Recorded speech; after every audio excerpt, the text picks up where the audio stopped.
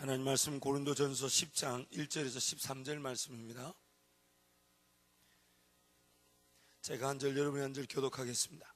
형제들아, 나는 너희가 알지 못하기를 원하지 아니하노니 우리 조상들이 다 구름 아래에 있고 바다 가운데로 지나며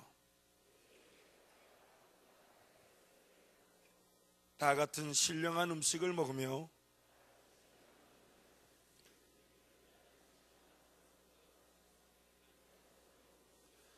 그러나 그들의 다수를 하나님이 기뻐하지 아니하셨으므로 그들이 광야에서 멸망을 받았느니라.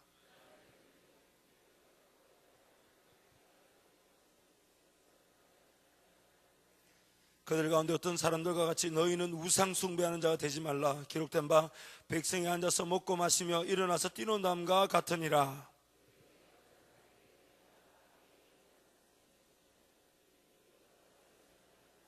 그들 가운데 어떤 사람들이 주를 시험하다가 뱀에게 멸망하였나니 우리는 그들과 같이 시험하지 말자.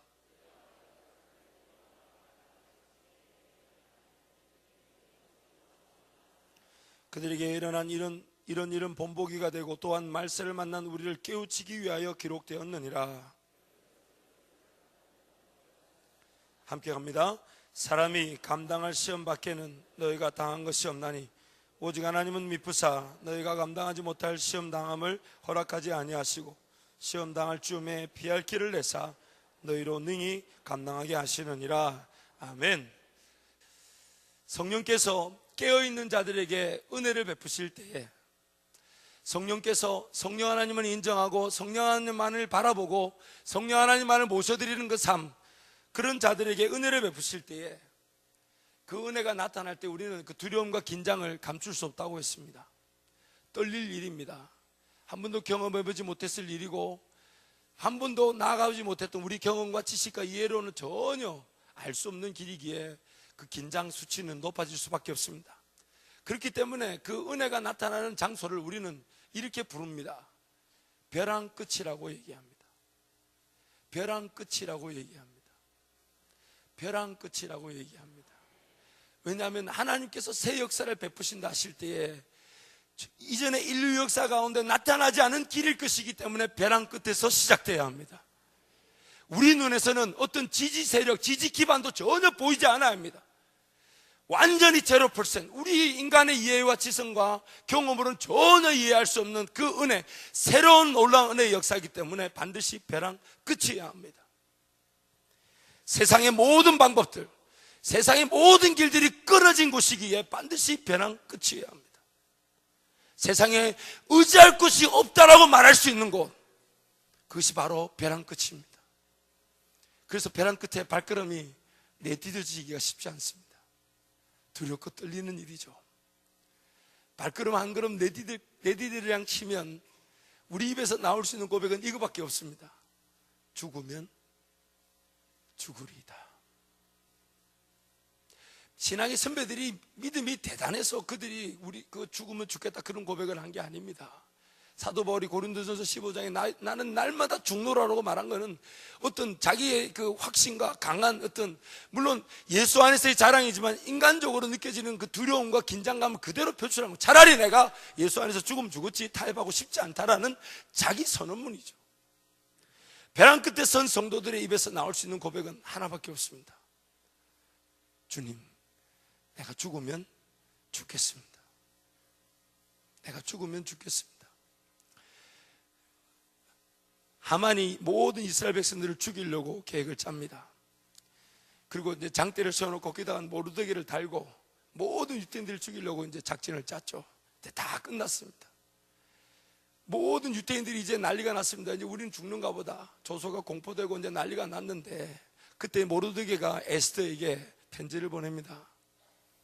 하나님께서 반드시 우리를 구원하실 것인데, 반드시 우리를 구원하실 것인데 어쩌면 네가 지금 왕후의 자리에 있는 것은 너를 통해 이루려고 하시는 게 아니냐.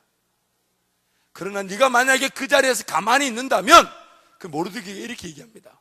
너와 내 아비 집은 멸망을 당할 것이다. 왜? 하나님이 우리를 구원하실 때 침묵한 너는 그 수치와 부끄러움을 피할 길이 없을 것이다. 모르드게의 그 편지를 받은 에스더 입장에서는 뒤로 돌아설 만한 뒤로 설 만한 용기가 생기지 않습니다. 왜냐하면요, 가만히 한번 생각해 보십시오. 자기가 지금 이 상황에서 살아남는다 할지라도 모르드 그 하만의 그 유대인을 죽인, 그래서 자기도 유대인이라는 것이 언젠간 드러날 것이기 때문에 살아도 사는 게 아닙니다. 또한 이 일을 통해서 하나님이 다른 방법으로 구원을 하신다면 침묵한 자기 자신을 향한, 정말 그 사촌오빠 모르드에게 말처럼 너와 내 집은 수치와 거절을 피할 수 없겠다는 그 말, 모르드에게 그 얘기, 사촌오빠의 편지를 받은 에스더 입장에서는 죽으면 죽겠다라고, 그래서 3일 금식을 선포하고 죽으면 죽겠다고 발을 내딛는 거 외에는 다른 방법이 없었습니다. 다른 방법이 없었습니다. 여러분, 오늘 저와 여러분의 삶이 그러합니다. 여러분, 우리 여러분만큼 이제 살아오시면 이제 좀 압니다. 하나님께서 인도하실 때 그 절대적으로 하나님 앞에 붙들림 바 되지 않으면 내 삶의 기적과 능력이 경험되지 않는다는 거 이제 우리 너무 잘 압니다. 정말 두렵고 정말 하기 싫은 얘기지만, 그리고 그 자리에서 우리는 너무나도 쉽게 식상해 버릴 수 있고, 너무나도 쉽게 안주해 버릴 수 있고, 너무나도 쉽게 이만하면 족한 줄 여기며 살아가게 됩니다. 그래서 이제는 그게 두려움이죠. 이제는 제발 못 먹고 못 마시고 벌벌 떨어도 좋으니까 하나님 은혜만이 필요합니다라고 달려나올 수밖에 없는 게 바로 저와 여러분입니다. 그래서 우리는 날마다 그 벼랑 끝에 서 있습니다. 날마다 하나님의 방법으로만, 하나님만으로만, 하나님 은혜만으로만 살아가기 위해 성령께서 우리를 그 벼랑 끝에다 항상 세우십니다. 그 벼랑 끝에다 항상 세우십니다. 인간의 방법이나 세상의 지혜나 세상의 길이 다 끊어진, 너무나도 지극히 하나님께는 당연한 길이죠. 하나님이 이 땅을 지으실 때 말씀으로 지으신 분이 그 벼랑 끝에서 색을 내는 게 어려우시겠습니까? 그렇지 않습니다. 그러나 우리 입장에서는 보이지 않으니 덜덜 떨릴 수 있겠죠. 긴장 수치도 높아질 수 있겠죠. 영적 긴장 수치가 극에 달했을 때 어쩌면 세상과 더 이상 타협할 수 없어서 이대로 나는 이제 주님께로 가는가 보다라고 발을 한번 내딛어야 할 그때, 죽으면 죽는구나, 야 에스더가 이 심정이었겠구나 라므로 발을 내딛을 때 하나님의 그 새 역사는 나타나게 되는 것입니다. 새 역사가 나타나지 않는다 할지라도 우리의 삶은 거기서 세상과 타협하면서 살아가기보다 주님께로 삶을 내어드린 자로 삶을 마무리하게 될 줄 믿습니다. 삶을 마무리하는 그것도 큰 은혜인 줄 믿습니다. 전도서 말씀에 이렇게 말하죠. 태어나지 않은 자가 복되고, 태어나자마자 죽는 자가 복되고, 지금 죽는 자가 복되다고 말씀합니다. 아니, 아무도 아멘을 안 하시네요. 태어나지 않은 자가 복되고, 태어나자마자 죽는 자가 복되며, 지금이라도 주님 품으로 돌아가는 자가 복됩니다. 복됩니다. 그 심정으로 은혜를 바라보며 살아간다면 날마다 우리의 발걸음은 죽으면 죽으리다, 죽으면 죽으리다, 죽으면 죽으리다, 그 심정으로 나아가게 될 것이고, 준비된 그 은혜, 양당간에 결정될 것입니다. 새 길을 경험하게 될 것인지, 아니면 우리 주님과 함께 영원한 천국에서 찬송을 부르게 될 줄 믿습니다. 그러나 우리는 잘 알죠. 그렇게 죽으면 죽겠다고 발걸음 내딛은 자리에서 하나님 단 한 번도 그 영혼들이 굶어 죽게 만들지 않으셨습니다. 단 한 번도 그 영혼들이 수치를 당치 않게 하셨습니다. 단 한 번도 그 하나님의 백성들이 부끄러움을 겪지 않게 하셨습니다. 은혜의 길로, 새로운 길로 인도하셨습니다. 제가 유학을 가서 2002년에 유학을 가서 도착을 했습니다. LA 도착을 했는데 제 가족들이 있어서 말이 조심스럽지만 그래도 하나님 은혜이기 때문에 그 신혼여행을 이제 단기 선교 겸 신혼여행을 필리핀으로 다녀왔습니다. 그때 결혼 축의금으로 들어왔던 돈을 저희 아버님이 저한테 유학 자금으로 주셨는데, 그걸 제가 철없이 그 단기 선교 겸 허니문을 갔던 그 필리핀에 들고 갔습니다. 왜 처리 없이 들고 갔냐? 그 교회를 돌아보면 그 유학 자금이 됐을까요? 그 교회로 갔을까요?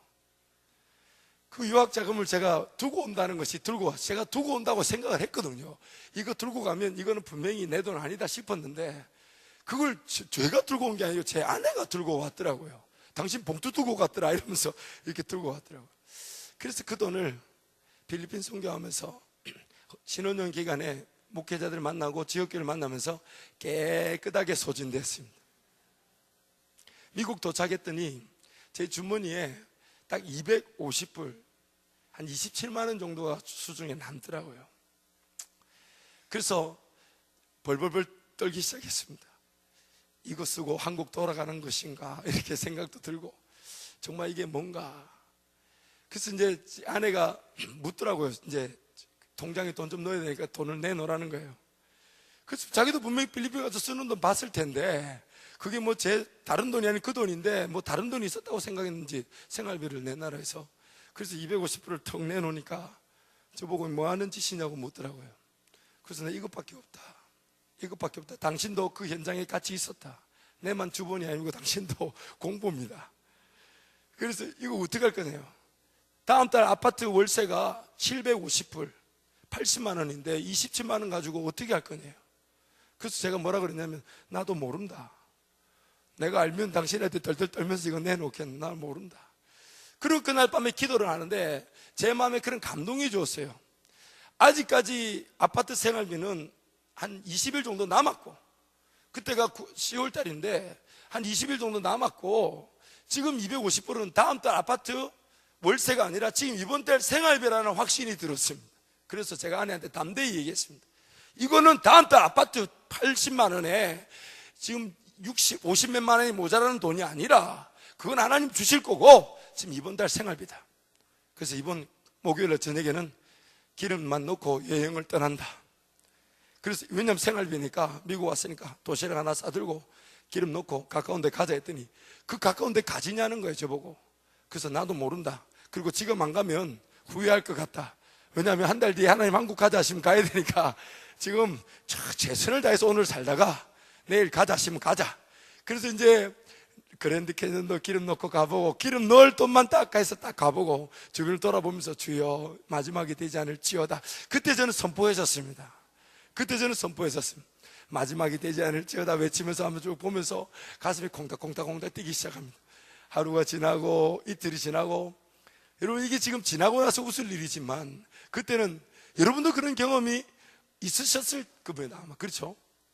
그래서 콩닥콩닥 뛰기 시작했습니다. 그리고 제가 기도하면서 제 아내한테 선포했습니다. 모든 가족들에게, 물론 돈 나올 때도 없지만 모든 가족들에게 1절 말하지 마라. 1절 말하지 마라. 만약에 하나님이 이 일을 통해 새롭게 전혀 뜻밖의 은혜를 베푸신다면 당신과 나 앞으로 이 물질 때문에 하나님께 기도하지 말자. 그러니 이번에 마지막 기회로 삼고, 아니면 이것 때문에 계속 고민하니까, 나는 이때까지 목사들로 자라오면서 나는 물질로 인해 연단 받았다 생각하는데, 내가 볼 때 당신 때문에 이 물질 연단 시작된 것 같으니까 한 방에 끝내자. 한 방에 끝내자. 나는 아버지하고 살면서 없을 때 없는 그 늘 새로운 은혜 받았는데 당신 때문에 이거 다시 시험하니까 마지막 기회로 삼고 끝내자. 그렇게 얘기했습니다. 자기도 좋다 그러더라고요. 자기도 좋다 그러더라고요. 그래서 기다렸습니다.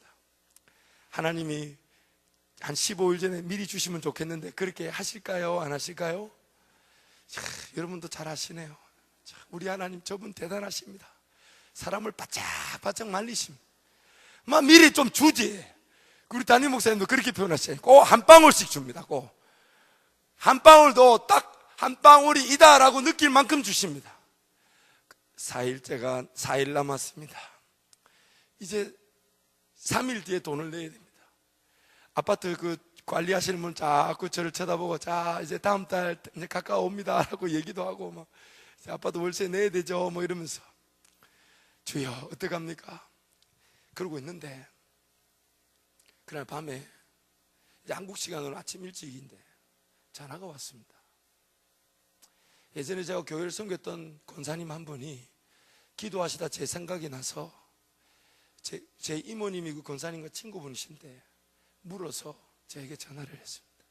그리고 대화를 시작하는 그 첫 부분에 뭐라고 얘기하시냐면, 전도사님 생각나게 한 건, 유학간 전도사 생각나게 한 건, 이건 뭐 물질의 어려움 말고는 생각나게 할 이유가 없으니까 통장 번호 부르라 그러시더라고요. 그리고 그분이 2달치 생활비를 보내주셨습니다. 사랑하는 성도 여러분, 우리 눈앞에는 보이지 않습니다. 그거 보이면요 그 기적이라 말하지 않습니다. 하나님 많이 하셨다라고 고백하지 않습니다. 내 가능성이 있었다고 얘기하고요, 우리끼리도 뭐 다른 방법이 있었던 거겠지라고 얘기합니다. 그래서 항상 하나님은 없는 길을 가기 원하십니다. 안 보이는 길을 가기 원하십니다. 그러나 우리 입장에서는 두렵고 긴장되는 길이죠. 어디서 떨어질지 모르는 길이죠. 정말 이게 이대로 가면 제대로 가는지 모를 길이죠. 어쩌면 길이 보이지 않아서 발을 내디뎠는데 그대로 추락할 수 있는, 추락처럼 느껴지는 길일 수 있습니다. 근데 끝까지 떨어지진 않더라고요. 언제 내 등에 낙하산이 있었는지 낙하산이 펼쳐지더라고요. 언제 내 등에 하나님의 손이 있었는지 그 손이 나를 붙잡고 계시더라고요. 하나님은 그런 분이십니다. 그런 분이십니다. 그런데 우리는 자꾸만 그 긴장감이 두려워서, 그 변한 끝이 무서워서 안 가려고 그럽니다. 살포시 돌아서서 다른 방법이 있나? 뭐 진짜 있는 얘기는 아니지만 우리끼리 늘 잘하는 예화 한 번 더 하죠. 어떤 사람이 절벽을 올라가다 떨어졌습니다. 떨어지는 중에 가까스로 그 나무 뿌리를 하나 붙잡았습니다. 붙잡았더니 이제 살려달라고 외칠 거 아닙니까? 막 살려달랬는데 그때 생전 잘 만나지 못했던 하나님이 나타나셔서 야, 내가 도와줄게. 그러니까 이 나무까지 붙잡고 있던 나는, 예, 하나님 정말 감사합니다. 도와주십시오. 그래서 하나님 말씀하십니다. 네 손을 놓아라. 네 손을 놓아라. 내가 도와줄 테니까 네 손을 놓아라. 이 사람이 곰곰이 나무까지 붙들고 그 벼랑 끝에서 생각해 봅니다. 주님, 다른 방법은 없나요? 그래서 끝내 이렇게 얘기하죠. 거기 하나님 말고 다른 사람 없나요? 비단 지어낸 얘기, 우스개 얘기처럼 들려도 우리가 그러고 있을 수 있습니다. 오늘 지금 우리가 그러고 있을 수 있습니다. 가끔씩 저에게 기도 부탁하는 지체들이 있습니다. 그래서 처음에 기도해 줍니다. 근데 나중에 뭔가 하나님께서 말씀하신 것 같은데 또 똑같은 기도 제목을 부탁합니다. 그때는 제가 기도 안 해줍니다. 뭐라고 얘기하냐면, 이미 하나님 너에게 분명히 말씀하신 것 같은데 네가 순종하지 않는 것 같다. 오늘부터는 뜻을 보여달라고 기도하지 말고, 하나님 저에게 이미 말씀하신 거면 어디서 순종할 거야를 물어라. 어디서 어떻게 순종할 것인지를 물어야 되지, 자꾸만 이게 하나님 뜻인지 아닌지, 기회인지 아닌지, 내가 보니까 너 그만큼 영적으로 깨어있지 않으니 그렇게 뜻을 묻지 말고 기회인지 아닌지 묻지 말고, 하나님 오늘 제가 어디서 어떻게 순종할 걸 물어라. 우리는 자꾸만 하나님이 주신 길을 내 생각, 내 방법, 내 경험으로 이해되지 않는다고 안 가려고 합니다. 그리고 다른 길을 달라고 그러죠. 하나님 이스라엘 백성들을 출애굽하셨습니다. 출애굽하실 때에 보통 은혜가 아니었죠. 한 번에 그냥 쭉 바로에게 말해서 그냥 끄집어낸 게 아니라 10가지 재앙이라는 게 있었지 않았습니까? 그 10가지 재앙의 목적은 다른 건 다 떠나서 이스라엘 백성들이 하나님을 분명하게 만날 수 있는 시간이었습니다. 하나님께 대한 감각이 400년 동안 없었습니다. 400년이나 시간 동안 하나님께 대한 생각이 전혀 예배조차 없었던 백성입니다. 하나님을 모릅니다. 그러니 하나님은 하나님을 알려주시기 위해서 그 애고의 모든 상황을 이용하셔서 10가지 재앙이라는 걸 분명히 허락하셨습니다. 그 10가지 재앙을 보면서 그들은 하나님이 이런 분이시구나, 이런 분이시구나. 마지막 그 10번째 재앙은 모든 장자들이 죽는 가운데 너희들이 나의 진정한 장자라는 걸 말씀해 주시면서 구원하셨습니다. 유월절 어린 양의 피로 구원하셨습니다. 그것뿐입니까? 홍해 앞에 딱 두고 애굽의 변사 쫓아오는 가운데 하나님 그 길로 홍해 길을 여셨습니다. 홍해 길을 여셨습니다. 물 아래 세례를 받듯 그 홍해를 가르면서 지나오게 하셨습니다. 오늘 본문 말씀이 말하는 바 그것입니다. 그것뿐만 아닙니다. 광야에 먹을 게 없으니까 만나를 내리셨죠. 메추라기를 보내셨죠. 반석을 쳐서 물을 마시가 신령한 음료와 신령한 음식을 먹게 하셨습니다. 구름기둥 불기둥으로 인도하셨습니다. 그런데 그렇게 하신 이유가 뭡니까? 그렇게 하신 이유가 뭡니까? 그 광야에서 사는 게 목적입니까? 아니면 무엇이 목적입니까? 하나님이 약속하신 가나안 땅이 목적이었습니다. 그런데 지금부터 이제 우리가 하나님이 오늘 말씀에 본보기로 삼으라는 말씀이 시작됩니다. 하나님 분명히 오늘 우리 그 구약의 사건들을, 구약의 백성들에게 일어난 일을 오늘 우리에게 거울로 보듯이 경계로 삼고 본보기로 사는 말씀이 이제부터 시작됩니다. 그 가나안 땅에 도착했습니다. 10가지 재앙, 유월절 어린 양, 홍해 아래 물, 그 다음에 신령한 음료, 신령한 음식, 구름기둥, 불기둥, 절제한 하나님의 임재 속에 그 가나안 땅에 딱 도착했는데 이제 하나님 말씀하시죠. 다 들어가자, 들어가자. 근데 이 사람들이 딱 봐도 땅은 좋아 보이는데 땅만 좋은 게 아니라 그 땅에 또 누가 살고 있습니까? 가나안 7족속이 살고 있어요. 아모리 족속을 포함한 가나안 7족속이 살고 있습니다. 그래서 이렇게 얘기합니다. 분명히 성경은요, 민수기 말씀 읽어보면요, 그들이 하나님이 정탐을 허락하셨지만 정탐을 하라고 요구한 건 백성들이었습니다. 가보자는 거예요. 먼저 가보자는 거예요.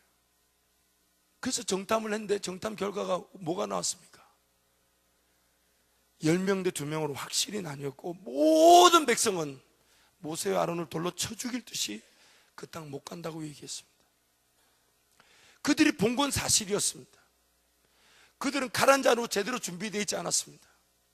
그들에게는 정말 그 철병거, 철기 문화, 그 당시 그런 가나안 족속들이 가지고 있는 그 문화, 그 철기 문화가 없었습니다. 더군다나 안악자손이 있지요. 큰 성이 있지요. 그들이 본 건 사실이었습니다. 그러나 그들이 놓친 게 하나 있습니다. 하나님 분명히 그 땅을 주실 때에 이게 너희 땅이 될 것이다 라고 미래형으로도 얘기하지 않으셨습니다. 하나님 이렇게 말씀하셨습니다. 내가 그 땅을 너희에게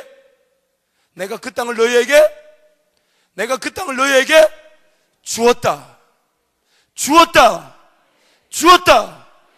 그 가나안 땅에 정말 하나님이 약속하신 땅 같지만은 자기네들이 형편에 볼 때는 자기 땅처럼 느껴지지 않았어요.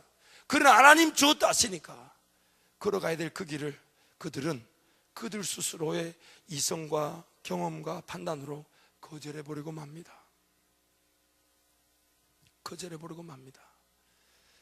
그리고 나서 그들의 삶은 하나님 그대로 심판하지 않으시고 어디 길로 인도하십니까? 가나안 땅을 거절하니까 그들이 어디로 갔습니까? 광야 40년을 삽니다. 광야 40년 길에서요, 그들이 고민했던 것은 이것입니다. 무엇을 먹을까? 무엇을 마실까? 무엇을 입을까?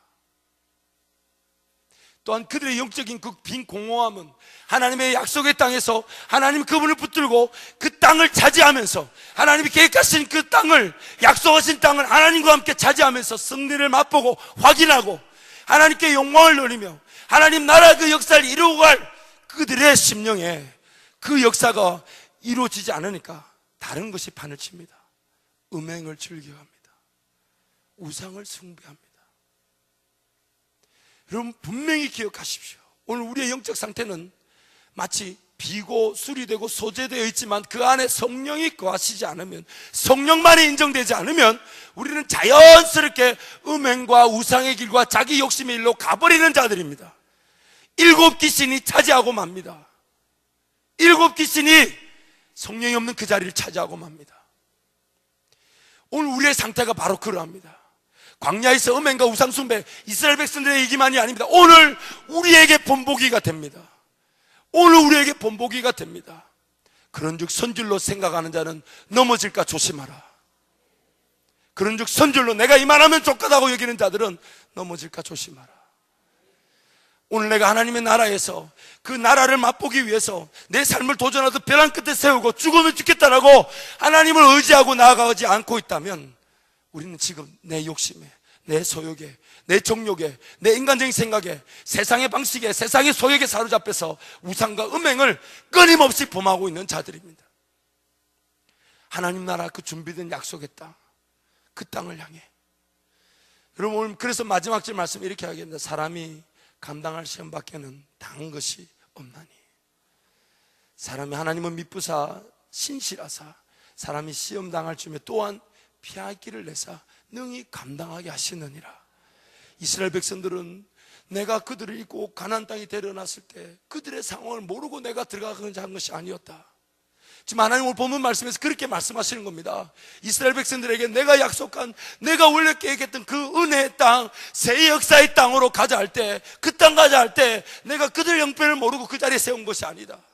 그들의 형편을 보고 내가 그 자리에 세운 것이 아니다. 내가 그들의 모든 상황을 다 안다. 그들이 감당하지 못할 일이 아니었다. 그런데 그들은 기어이 자기 욕심에 끌려서 광야로 가버렸다. 그러니 오늘 우리에게 하나님 이렇게 말씀하십니다. 명심하라. 사람이 감당할 시험 밖에는, 내가 너희들을, 우리들을 하나님 은혜 자리에 세울 때는 감당할 시험 외에는, 감당할 은혜 기회에는 일절 그 자리에 세우지 않는다.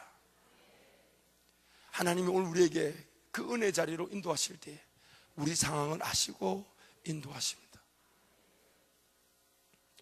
아브라함의 얘기는 오늘 대표적인 그런 사건이죠. 만약에 가나안 땅 들어오자마자 아브라함에게 이삭을 주고 이삭 잡으라 그랬다면 아브라함이 순종할 수 있었을까요? 없었을까요? 없었을 것입니다. 그 땅에 머물러 있어야 되는 아브라함이 먹을 거 없다고 애굽으로 내려갔을 때도 하나님 애굽에서 도리어 아브라함이 잘못했는데 자기 아내를 누이라고 속인 게 아브라함인데 그럼 벌을 받아야 될 건 아브라함인데 누가 꾸중을 뒀습니까? 그 땅 왕이 꾸중을 얻고 도리어 나올 때 은금 재물을 풍부하게 가지고 나오도록 인도하십니다. 또 그 땅 가운데서 기다리라 그랬는데 그 이삭을 기다렸습니까? 못 기다렸습니까? 못 기다렸죠. 하갈을 통해 이스마엘을 낳잖아요. 그런데도 하나님은 물론 13년 동안 침묵하셨지만 그런 하나님은 이삭을 또 약속하신 대로 주셨지 않습니까? 그렇게 철저하게. 그리고 자기 조카 롯이 붙잡혀 갔을 때도 자기 데리고 있는 사람들 데리고 가서 그런 담대함이 생긴 거죠. 하나님 함께 하시니까 그 5 왕을 무찌르고 조카 롯을 구해오는 그런 은혜도 있고 또 구해 오다가 누구를 또 하나님 만나게 하십니까? 멜기세덱을 딱 등장시켜서 11조도 딱 받게 하시고 철저하게 하나님 방법대로 아브라함을 쫙 인도하시다가 최절정 네 사랑하는 이삭을 나에게 바치라. 아브라함은 그렇게 대해서 주저하지 않고 달려갈 수 있었습니다. 그것은 아브라함의 믿음이 아니라 아브라함에게서 원래 있던 생겨난 믿음이 아니라 하나님이 아브라함을 빚으셔서 만드신 결과였습니다.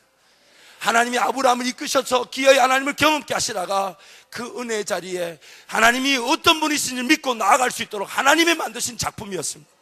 우리의 인생길이 그러합니다. 감당할 시험밖에 당한 것이 없다 하신 하나님의 그 의지는 오늘 우리의 형편을 아시고 그때 그 순간에 순종할 수 있을 만큼 인도하십니다. 헌신할 수 있을 만큼 인도하십니다. 하나님이 갈 수 있을 만큼 우리의 상황을 알고 순종할 수 있을 만큼 그 벼랑 끝에 다 세우십니다. 감당할 시험밖에는 우리에게 당한 것이 없습니다. 그래서 우리의 고백은 죽으면 죽겠다라는 고백에는 할 것이 없는 것입니다. 죽으면 죽으리라. 그래서 그 은혜의 자리로 나아가는 것이죠. 철저하게 은혜의 자리로 나아가는 것입니다. 제가 사역을 LA에서 사역을 극적인 만남이 있었습니다. 그러다가 4년 6개월 48개월 사역을 마친 다음에 하나님 제가 이제 어떤 길로 갈까요? 하나님 제가 그 교회 계속 있을 수 있는데 그만두라 그러셔서 일단 그만두고 나왔는데 어디 길입니까? 그렇게 묻는데 약 10개월의 시간이 지났습니다. 그 10개월 동안 정말 바들바들 떨었습니다. 어떤 주차장에 갔는데요, 개인 주차장인데 처음에 저는 봉투가 이 뭐라 그러죠? 윈실드를 뭐라 그러죠? 이 유리 닦는 그게 봉투가 꼽혀져 있어서 이게 무슨 이게 과태료도 아니고 이게 뭐냐고 보니까 누가 제가 거기 서점 들어가는 걸 보고 봉투에다가 이름도 안 쓰고 돈을 다 넣어 놓으셨어요. 저 그런 돈 너무너무 좋아합니다. 왜? 누가 주신 겁니까? 하나님이 주신 거거든요. 그렇게 살았습니다. 이게 까마귀에다 떡모르다 산다는 그런 거구나. 어느 날 제가 처음 그 교회 새벽기도를 갔는데 새벽기도를 마치고 나오는 제 가방 안에 보니까 누가 봉투를 넣어놨어요. 처음 간 교회인데 아마 누가 지나가다 저를 아시는 분이 보고 가셨는지 아니 모르는 분이 감동받고 넣었는지 저는 아직도 모릅니다. 누가 하신 겁니까? 누가 하신 겁니까? 하나님이 하셨습니다. 철저하게 그렇게 12개를 살면서 하나님 앞에 인내하면서 근데 그때 하나님 저한테 가르쳐 주신 게 있습니다. 그게 뭐냐면 제가 하나님 앞에 목사로 부름을 받은 것은 교회 안에서만 성도들을 가르치고 그 교회 안의 성도들을 통해 공부를 받는 그래서 거기서 먹을 것이 해결되는 사람이 아니라 나 혼자 교회 밖에 있어도 복음을 전하는 주의 종으로서 하나님이 먹이신다는 것을 분명히 가르쳐 주셨습니다. 분명히 가르쳐 주셨습니다. 그래서 그때 제가 그걸 깨닫고요, 오전 내내 주님과 동행하고 기도하고 그리고 길거리 나가 전도했습니다. 내가 지금 교회 사역이 없다 할지라도 나는 목사로 하나님 앞에 부름을 받았고 복음 전하는 자로 부름을 받았으니 내가 지금 길거리에서 복음 전할 수 있는 것도 은혜 아니냐고 복음 전했습니다. 그때 그래서 5명, 6명 모아서요, 새벽 5시에 불러 모아가지고 예수 처음 믿는 사람들 새벽 5시에 깨워가지고 1년 동안 성경 공부했었습니다. 1년 동안 새벽 5시 반에 그때 그 조그마한 자기 예수 처음 믿는 그분이 자기 사무실을 내서서 그 사무실에서요 조그마한 그 공간 안에서 테이블에 모여서 1년 동안 성경 보고 가르치고 복음 전하고 저는 거기서 무슨 교회가 될 줄 알고 또 벌벌 떨면서 열심히 하긴 했죠. 근데 하나님이 딱 그거 그만두게 하시더니 너는 여기가 아니라. 그래서 그때 제가 그 전도했던 사람 17명하고 이제 개척을 했습니다. 전도사인데 개척을 했습니다. 더 이상 안 할 수가 없었어요. 그분들이 장소도 찾아오고 그분들이 좋은 공간이 있다고 설득하고 6개월 동안 저에게, 근데 하나님 저에게 응답하지 않으셔서 기다리다가 그분들 중에 한 분이 좋은 공간 생겼다고 이제는 더 이상 못 기다린다고 해서 개척을 했는데, 개척하는 그날부터 마음이 너무 불편해서 교회에서 잠을 자면서 기도했습니다. 그리고 세 번째 주일이 지난 화요일 밤에 하나님 저한테 딱 말씀하시더라고요. 그렇게 분명하게 말씀하시는 건 처음 봤습니다. 아니다 그러시더라고요. 아니다 그러시더라고요. 그러면 하나님 접겠습니다. 그래서 그 다음날 수요일 아침에 전화했습니다. 미안합니다. 하나님 많이 일하십니다. 여러분들에겐 더 좋은 은혜가 있는 모양입니다. 저는 제 갈 길이 있는 모양입니다. 그리고 일주일 뒤에 하나님이 전혀 딴 지역인 LA에서 달라스라는 차를 타고 23시간을 가야 되는 그 달라스에서, 제가 소개한 것도 아니라 제가 찾아간 것도 아니라 제가 아는 집사님이 달라스에 아는 집사님과 서로 얘기하는 중에 하나님 정말 그 극적인 이야기로 저를 그 달라스로 옮기셨습니다. 일주일 만에 일어난 사건입니다. 딱 아니라 하시고 나서 일주일 만에 달라스 교회로 결정이 됐습니다. 그리고 갈 때 제가 그렇게 기도했습니다. 하나님, 달라스로 가는 거 하나님 뜻이면 압니다. 그러면 제가 담대히 기도합니다. 저는 유학비도 없습니다. 생활비도 없습니다. 그리고 지금 교회에서는 전임이 아닌 파트 사역자로, 파트 전도사로 불렀으니 하나님, 저는 모르겠고 저는 풀타임 전임 사역자 되고 싶습니다. 하나님 제 기도 들으시고 그 교회에서 처음에 저를 부를 때에 교육 전도사였는데 나중에 전임 전도사로 바뀌게 하셨습니다. 우리 담임 목사님 저에게 이렇게 얘기하셨어요. 학교 가는 시간 빼고 교회 다 오라 하셨어요. 그래서 지금도 그 사우스웨스턴 우리 신학교, 침례 신학교 안에는 제가 전설적인 인물입니다. 유학하면서 전임 사역하면서 생활비를 다 쓴, 교회 사역적인 생활비를 다 하던, 저도 제가 그렇게 전설적인 사람인지 몰랐어요. 우리 교회 그 파트 전도사들이 학교 가서 소문을 냈어요. 세상에 이런 인간도 있다고. 저 그 간증처럼 얘기하고 다녔는데, 그래서 어느 날 누구하고 밥 먹는데 전도사님 이런 얘기 들어봤어요? 세상에 전임 이 유학생이면 풀타임으로 전임으로 학교를 다녀야 되는데 세상에 교회도 전임으로 사역하는 인간이 있대요. 이렇게 얘기하는 거예요. 그래서 제가 저 말고 누가 또 있는 모양이죠 했더니 이게 들어보더니 전도사님이군요 이러면서 저도 모르게 제 말이 돌고 있는 걸 그때 저도 알았습니다. 무슨 얘기를 제가 하고 싶은 거냐면요, 여러분, 우리가 벼랑 끝에 서서 은혜를 누릴 때는 발걸음 내딛고 은혜를 맛보게 되면요, 그게 전부가 아닙니다. 그 자리에서 더 큰 은혜의 자리로 갈 수 있습니다. 요한복음 1장 말씀에 구약의 모든 백성들이 주신 것도 하나님 은혜지만, 오늘 모세를 통해 주은 것도 은혜지만, 예수 그리스도를 통해 나타난 은혜는 은혜 위에 은혜더라. 오늘 우리에게 주신 은혜가 바로 그러합니다. 우리의 인생살이 은혜를 누렸습니다. 그런데 이게 전부일까요? 지금까지 받은 은혜가 전부일까요? 이게 끝입니까? 그렇다면 오늘 우리 삶은 이 자리에서 마무리되어야 되겠죠. 지금까지 받은 은혜가 끝이라면 오늘 우리는 이 자리에서 삶이 마무리되어야 되겠죠. 그러나 하나님 여전히 살려두셨다면, 여전히 오늘 아침을 깨고 호흡이 있다면 오늘 우리의 나아갈 바는 지난날에 받은 은혜로 족할 수가 없습니다. 은혜 위에 은혜를 바라보고 나아가야 합니다. 은혜 위에 은혜를 바라보고 나아가야 합니다. 어떤 분이 그러더라고요. 목사님, 그렇다고 맨날 기적을 보고 맨날 능력을 볼 수 있는 건 아니지 않습니까? 제가 그랬습니다. 그래, 맨날 기적이 있고 맨날 능력이 있는 건 아니다. 그러나 매일매일 그 기적과 능력을 위해 깨어 있을 수는 있다. 매일매일 기적과 능력 나타나지 않을 수는 있지. 너에게 그럴 수 있겠지. 그러나 매일매일 기적과 능력을 베푸신 하나님을 기억하며 깨어 있을 수는 있다. 성령 하나님 인정하며 살아갈 수는 있다. 은혜를 주실 분을 분명히 우리가 기억하기 때문이다. 상 주실 분을 기억하기 때문입니다. 기적과 능력이 아직 멈춰서지 않았습니다. 어떤 이가 그런 얘기를 해요. 내 인생의 최고의 날은 아직 오지 않았다. 자, 따라합니다. 주먹 쥐고 따라합니다. 내 인생에 좀 크게 하시죠. 크게. 정말 우리 목사님 몇 번 단순 반복 지속 강의, 이거는 진리입니다. 여러분 쳐다보면 이건 단순 반복 지속 강의 아니라 억지까지 부려야 됩니다. 자, 따라합시다. 내 인생에 최고의 날은 오지 않았다. 하나님의 최고의 은혜는 아직 맛보지 못했다. 지금 오고 있다.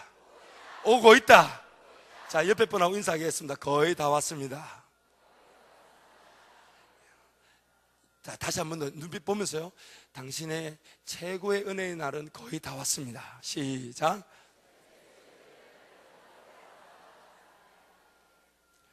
사랑하는 성도 여러분, 성령 하나님만 인정하며 살아가기를 축원합니다. 성령 하나님 앞에 깨어 있을 때에 성령 하나님께서 무엇을 구하고 무엇을 붙들고 무엇을 기도해야 될지를, 무엇을 구해야 될지를, 무엇을 찾아야 될지를, 무엇을 두들겨야 될지를 분명히 일러 주실 것입니다. 그 일 통해 구하는 자에게 주실 것이고, 찾는 자에게 찾게 하실 것이고, 두드리는 자에게 열어 주실 것입니다.